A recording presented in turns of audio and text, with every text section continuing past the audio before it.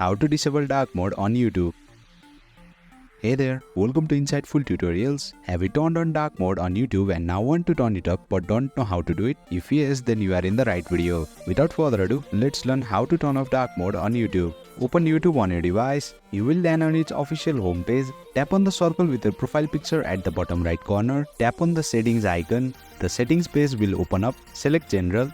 Here, you will see the option for appearance. Tap on it. A menu will appear. If you have set it to dark theme, simply select light theme to disable dark mode on YouTube. As you can see, dark mode is now disabled. But if you have set it to use device theme and tried to disable dark mode by selecting the light theme option, then it won't work. This is because your inbuilt dark mode feature is enabled. To toggle off the system inbuilt dark mode feature, swipe down on your screen to access quick settings, find the dark mode feature and turn it off. As you can see, dark mode is now disabled.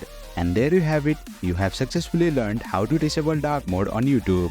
That's it for today's video. If you found this video insightful, please don't forget to hit the like button and make sure to subscribe to our channel for more insightful tutorials.